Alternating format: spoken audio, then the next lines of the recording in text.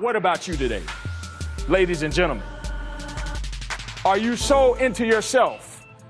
Are you so self-centered that you're unwilling to show up in this building and connect with people who have the same passions and drivers and ambitions as you relative to the opportunity to solve problems in our world that maybe in collaboration you could solve together?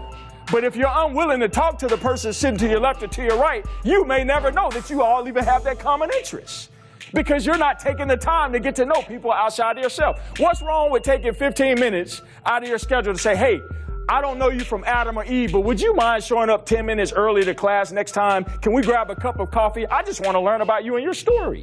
No motive. Nothing. What does that cost you?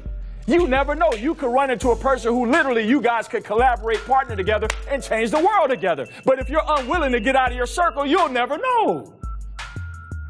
So in like manner, you could be a person who comes from a wealthy background. You could think that it's your name that's going to carry you for the rest of your life. That could be the possibility.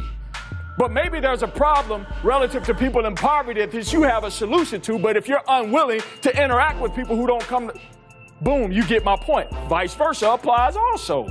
What if a guy from inner city Memphis, I ran into an issue in 6th grade. I got shipped, if you will, to Germantown Middle School. I got into 9 fights my first year. I got my first out-of-school suspension. My grades, boom, dropped overnight. I was a straight A student at Cherokee Elementary, got to Germantown Middle, became a DNF student overnight. My principal, Mr. Wells, called me into his office. He said, son, you're not going to make it here.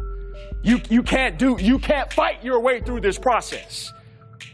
You won't survive in this system like this. So all the anger and everything that I was experiencing from racism and everything else, I had to figure out that in order to actually compete long-term in the marketplace, I had to assimilate into a new system. And for many of us, we're not willing to get out of our comfort zone long enough to understand the capacity to assimilate into other systems, to be able to identify solutions in worlds outside of our own areas. That's an example of a mental barrier that could be the very thing that breaks down the goals and the ambitions that you have for your life. I want to challenge you to think about that. You're here today, you're here, and there's a there that you want to get to, and the gap, there's an opportunity mentally for you to close that gap. There's physical tools and resources out there, but if you don't start mentally, you'll never get there. Because it starts with the condition of your mind. And if your mind is sick on a specific issue, guess what? You won't be healthy in the other areas of your life. I guarantee it.